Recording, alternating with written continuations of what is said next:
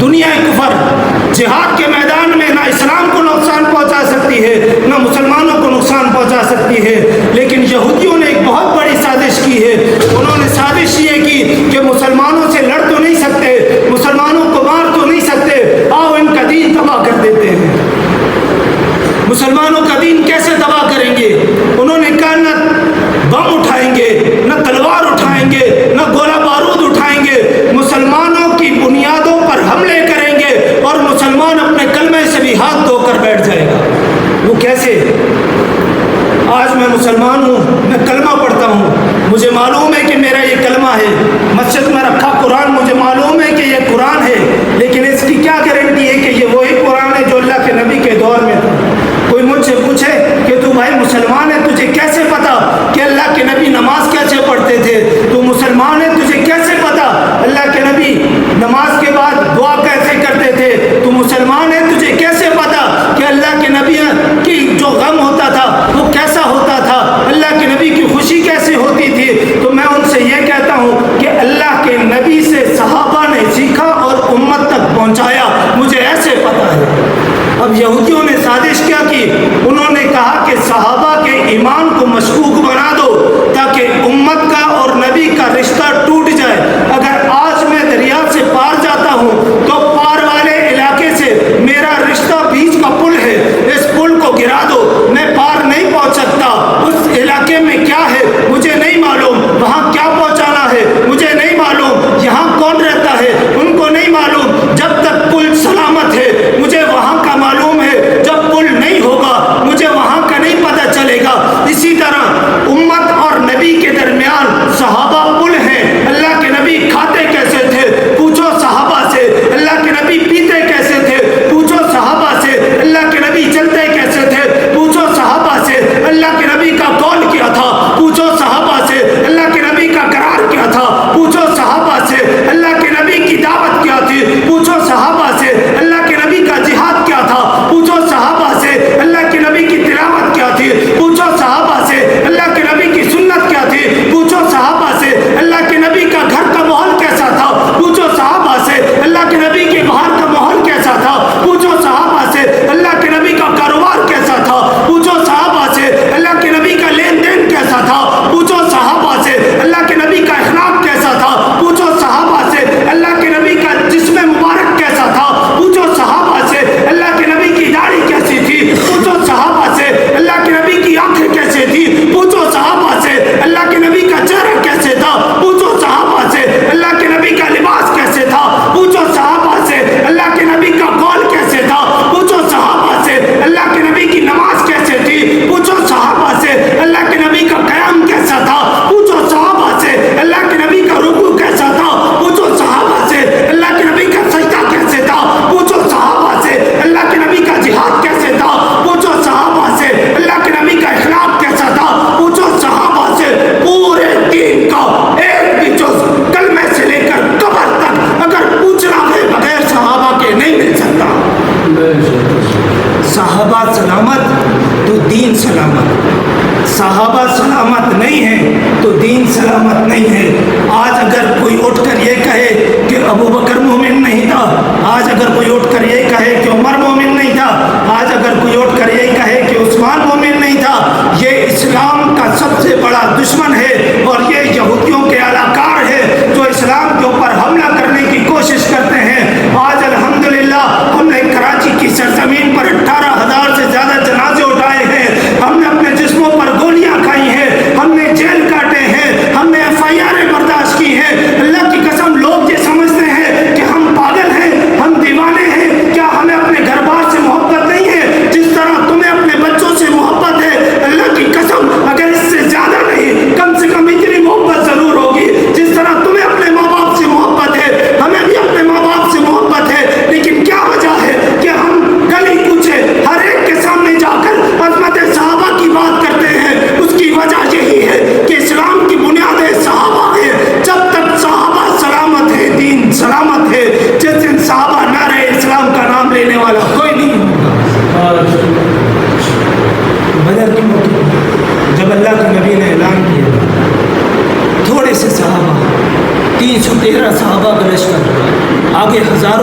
औकात में कुफार, उनके पास ऊँट भी है, उनके पास घोड़े भी हैं, उनके पास तलवारें भी हैं, उनके पास खाना भी है, उनके पास पीना भी है। इधर सहाबा की जमात और इतने कमज़ोर कि इनके जिस्म पर लिबास फटा पुराना, इनके पाँव में चप्पल नहीं है, सर पर टोपी नहीं है, उनके हाथों में किसी के पास तलवार है, किसी के पास टूटी तलवार है, किसी के पास तीर है तो कमान नहीं, किसी के पास कमान है तो तीर नहीं है। इन हालात के अंदर और कुफार इतनी आसाइशों के बावजूद पक्की जगह पर खड़े हुए थे और ये रेतीली ज़मीन पर खड़े हुए थे।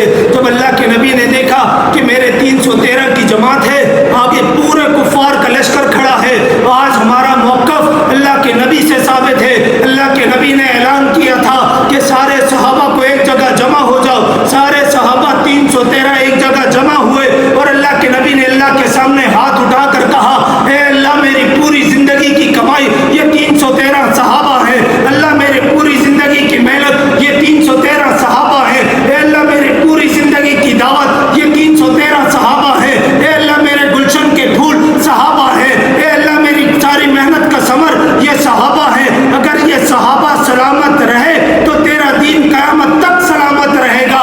अगर ये मेरे शागिर्द, ये मेरे नौकर, ये मेरे खादिम, अगर ये मेरी जमात आज अगर ये सलामत न रही, क़यामत तक तेरे दीन का नाम लेने वाला कोई नहीं होगा। तो सहाबा ईमान की बुनियाद है, इस्लाम की बुनियाद है।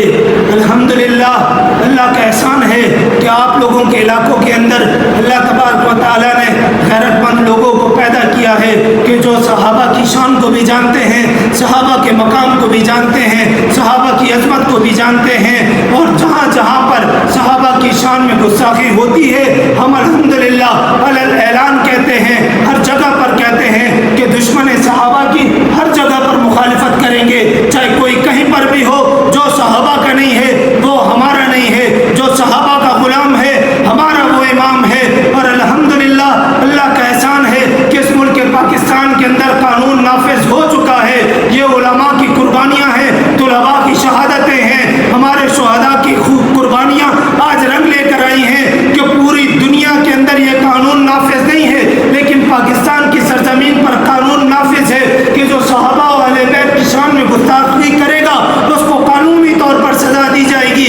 हम इंतशार के कायल नहीं हैं, हम गाली गोली के कायल नहीं हैं, हम लड़ाई के कायल नहीं हैं। हम अपनी हुकूमत से भी यही कहते हैं कि जो कल ऐलान किया हुकूमत ने कि पूरे मुल्क के अंदर मदारिस जिन जिन का लाइसेंस नहीं है उन तमाम मदारिस को बंद कर दिया जाए। वो तुम्हें मदारिस नज़र आते हैं कि जिनका लाइसेंस नहीं है तुम बंद करते हो। तुमने कभी शराब खानों का लाइसेंस चेक किया? कभी तुमने हीरा मंडी वालों का लाइसेंस चेक किया?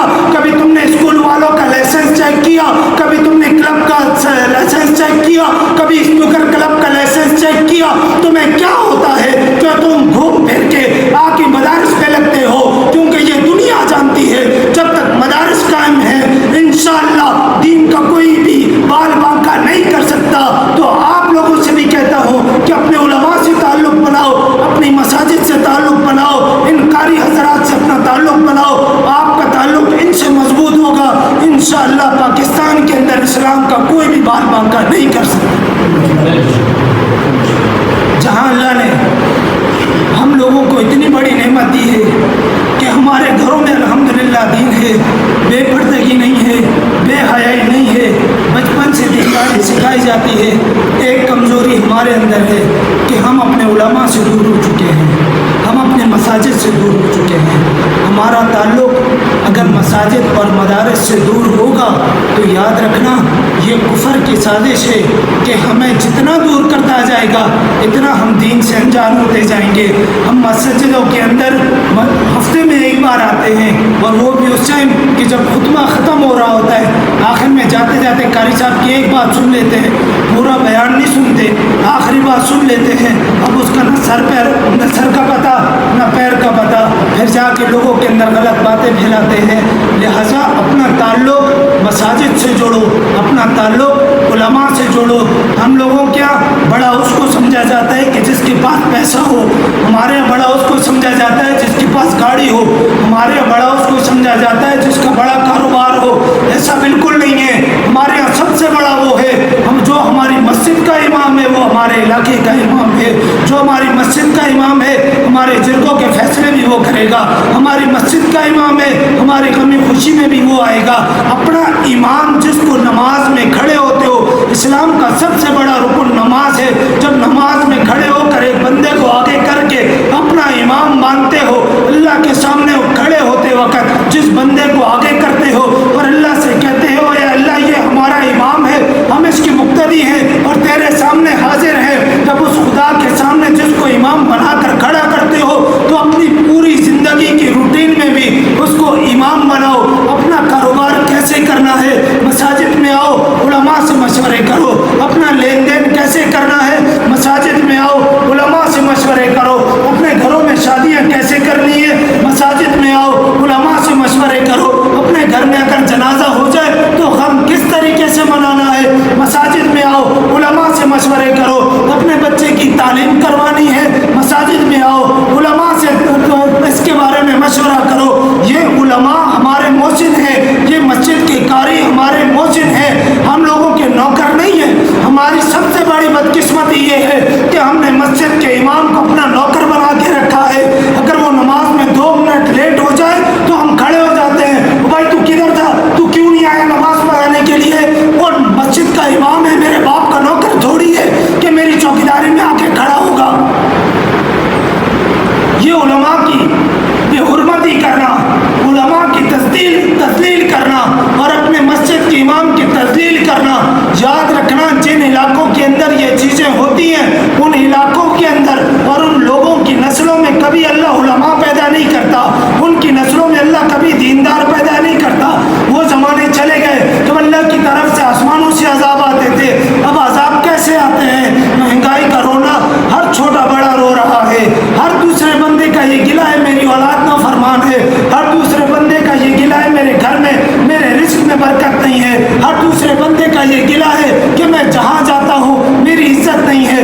بھائی عزت کیسے ہوگی جب اللہ کے دین کی عزت نہیں کرو گے، جب اللہ کے دین والوں کی عزت نہیں کرو گے، جب علماء کو رسوا کرو گے، جب قاریوں کو رسوا کرو گے تو بتاؤ کیسے عزت ہوگی؟ جو لوگ رات دن اللہ کے سامنے کھڑے ہو کر اللہ کے حضور تمہارے لیے دعائیں کرتے ہیں، تم انہیں برا بھلا کہو، تم ان کی تذلیل کرو، تو بتاؤ ہماری عزت کیسے ہوگی؟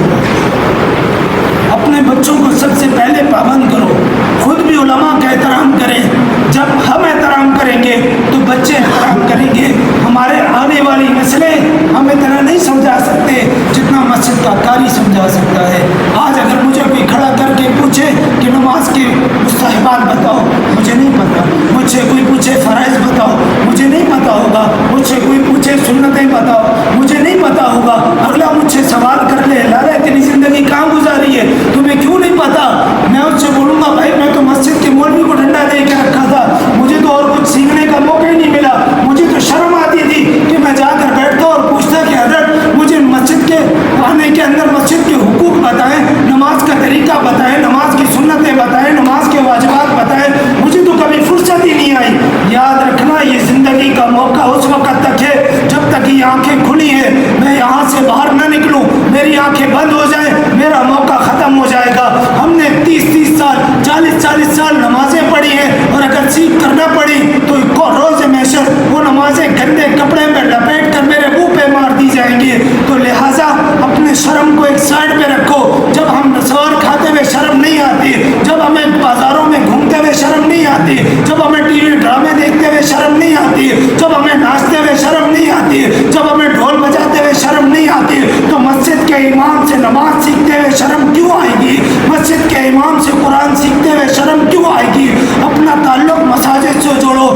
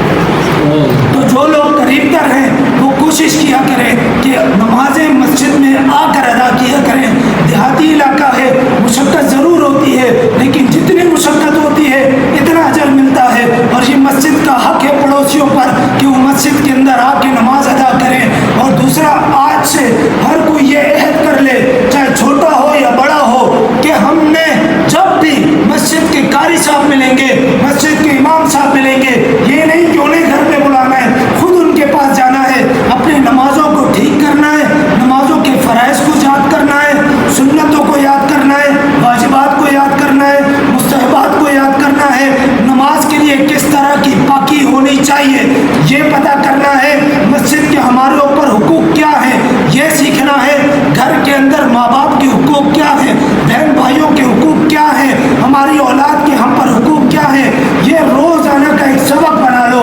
جب مسجد آؤ تو اپنے امام صاحب کے پاس بیٹھ کر ان سے سیکھو، اور یاد رکھنا جس دن آپ کا تعلق مسجد سے جڑ گیا، میں اللہ کے نبی کے منبر پر بیٹھ کر ضمانت دے کر کہتا ہوں کہ اگر رزق کی وجہ سے پریشان ہو، رزق کی پریشانی ختم ہو جائے گی، اولاد کی نافرمانی سے پریشان ہو، اولاد کی نافرمانی ختم ہو جائے گی، گھر کی بے برکتی سے پریشان ہو، گھر کی بے برکتی ختم ہو جائے گی۔ صرف نیت یہ کرو کہ اے اللہ مجھے تیرا دین سیکھنا ہے، نیت یہ کرو کہ اے اللہ مجھے تجھے راضی کرنے کے لیے جتنی مشقت اٹھانی پڑے میں اٹھاؤں گا، ان علماء کے قدموں میں بیٹھ کر دین سیکھوں گا۔ آپ نیت کرنا آپ کا کام ہے، آپ کے لیے آسانیاں پیدا کرنا اللہ کا کام